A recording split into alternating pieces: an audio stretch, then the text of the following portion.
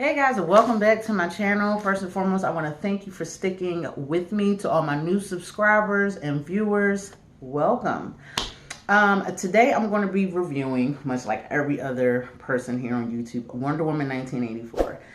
Now, I'm going to just stop right here and let you know I'm a fan, obviously. Not just of the movies, but the franchise as a whole. The comic book, the TV show from back in the day, which I'm actually old enough to remember, and so much more. I really just love the character, and you don't really see a lot of female heroines on TV as is, or in the movies. Like, I think, aside from Wonder Woman TV show, when I was younger, we had the Supergirl movie, and that was about it. But anyway, I want to talk about this movie. Now, I did the trailer reaction not that long ago.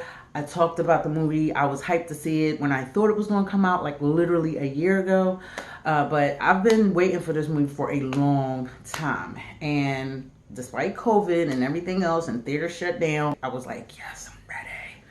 Now, let's get to the nitty gritty. Wonder Woman 1884, it stars Gal Gadot, Chris Pine, Pedro Pascal, if I'm saying that name right, and Kristen Wiig from SNL fame. This is a 80s movie. It felt like it was made almost in the 80s with now technology. Like, I remember first seeing Superman, Christopher Reeve, the Donner classic that came out back in the day. Like, well, it came out before I was born, but I did get to see it when I was little. And other movies in that era of when I was a kid. Like, it felt like that. I felt the nostalgia of the movie. Kind of like the way I felt the nostalgia in Stranger Things season 1. This movie didn't feel like an updated brand new movie with a bunch of 80s stuff thrown in there. That was the vibe I got when I saw Captain Marvel. Like, I just really didn't feel the nostalgia. I remembered some stuff and I was like, oh, okay, 90s or whatever. It just didn't make me feel like I was transported to that decade. Gal Gadot, hands down, she's Wonder Woman. Just like for a while, I couldn't imagine anybody else playing this character aside from Linda Carter. She actually takes this character and she does really well. Like, when you see her in regular clothes, you're like, oh my God, that's Wonder Woman. Like, she really feels like, it just feels genuine. Just like when you saw Christopher Reeve in other movies, you thought Superman. I was apprehensive about Kristen Wiig taking on the Wonder Woman villain of Cheetah. I was kind of on the wire about it. Especially, I've only known her as doing like sketch comedy, stuff like that. Just silly, goofy stuff. I wasn't sure where they were going to take this character. I wasn't sure how she was going to pan it out. And I'm not knocking her acting skills. Like, I've seen her in movies. However, we've all been tricked in the past. Like, if you think about Batman from like 1989, 1990, back in the day with Michael Keaton, I saw Mr. Mom, so I was just like, okay. She was pretty good with what she was given. Just keep that in mind. Her character, Cheetah, in my opinion, I'm going to just get this out the way right now. I think with them having two villains, I think it was just too much. And it was like, okay, we've seen this type of character before, right? She's the bumbling, nobody, no nerd, visible person that all of a sudden something happens to, and then now they're a villain. Like, it's just like, I wasn't feeling it. It just was too easy. Like, it's nothing against Kristen Wiig. We were led to believe she was going to be the main big bad, and she actually wasn't. Max was pulling all the strings. He was the big bad, and he was just a regular guy, you know, and she had to defeat him without actually fighting him, and that was what I actually did enjoy. Like, Kristen Wiig, they could have set her up to be the next villain, where they start off as friends, they have a relationship, and then a real reason for them to hate each other, and then boom. I just didn't feel like that dynamic for her hating on Diana just wasn't valid enough for me.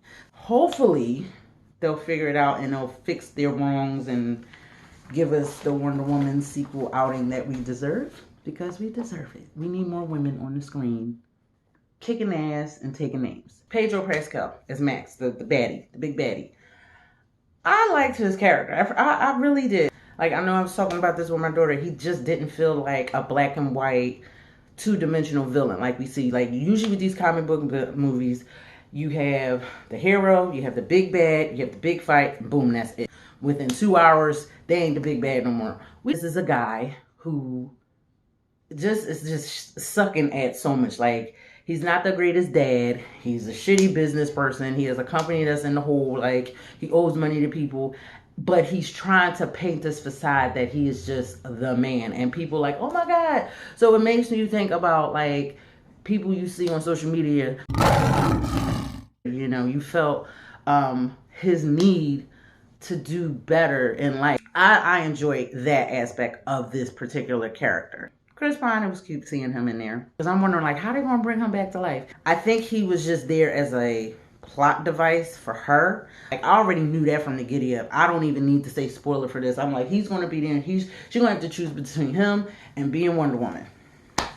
Just like Superman had to choose between Lois Lane and fighting Zod and his baddies back in the day. Like, he had to choose that. It's like, all right, do I want to save the world or be in love with the love of my life? With the beginning of the story, we open up with this flashback to Diana as a kid back in the day, training with the other Amazon warriors. And she cheats, long story short, to get to the end of this race, of this challenge. And she gets snagged like, ha. And that's not what we do here. So it doesn't count. And I guess that kind of plays into the end where you can't just get what you want and cheat. Like, if it's not meant to be, it's not meant to be. You got to take the L. And I guess that's the lesson. However, the plot kind of made a misfire with that. Like, I was feeling where they were coming from with that being in the beginning, but it just didn't connect as well. But I mean, I know they had to put it in there. Those actresses were on contract, and even though they kind of destroyed Themyscira in the Justice League movie, I guess they had to put them in a flashback. But they could have had a different flashback or a different story to tie into this one. There's this stone. People make a wish and a wish comes true. She wishes for her boyfriend, Steve, to come back. I know this is what I want, but I can't have it because it comes at too great of a cost. Everyone else that makes wishes or whatever, guess what? They like, F them calls. I want what I want. And that's pretty much how life is. And that's what I took from this movie. Whereas you take everybody, they're making wishes. It's like, I got some wishes that I want to make, or at least one good one. And it's like, are you willing to pay the price that it costs? We see in a lot of movies like that, people do these things, they have these calls, they have the, you know, to do whatever, and things usually don't go back to being the same.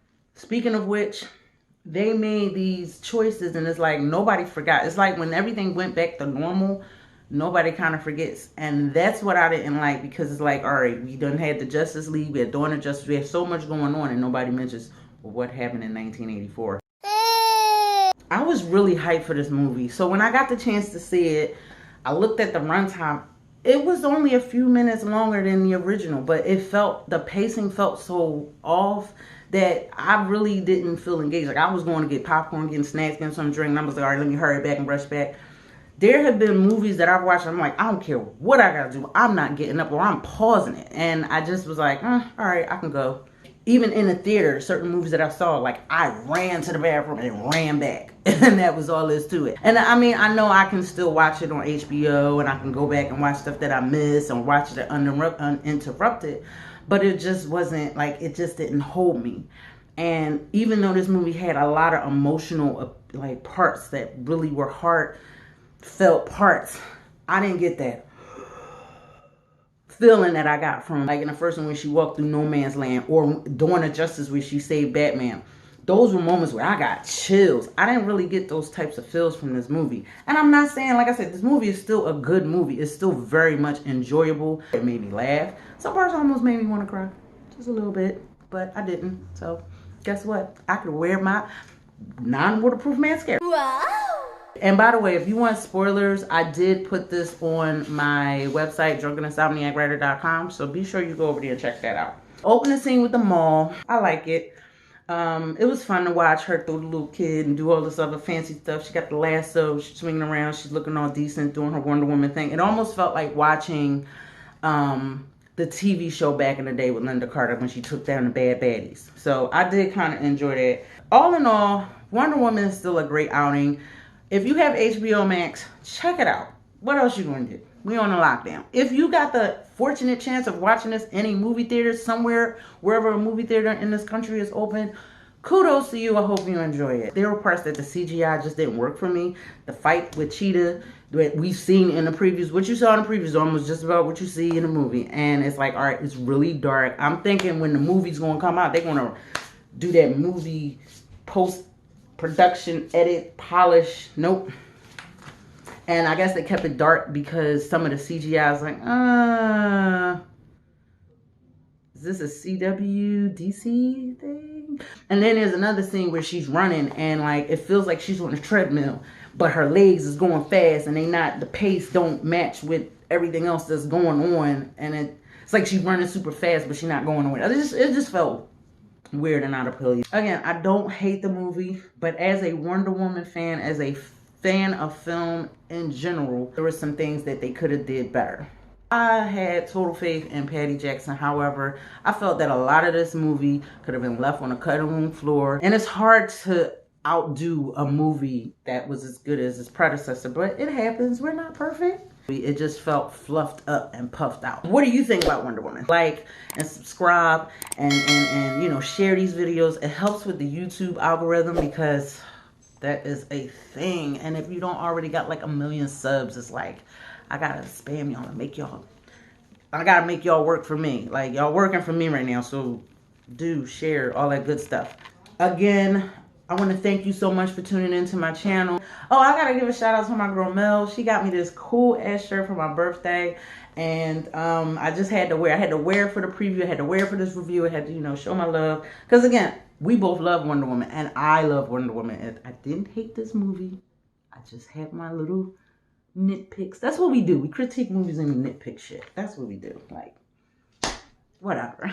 I'm the Insomniac Writer, aka R.S. Lewis. And this has been another Insomniac Review. I'll see you guys later. Be awesome, be you. But above all else, love yourself. All right, guys. I'll see you later.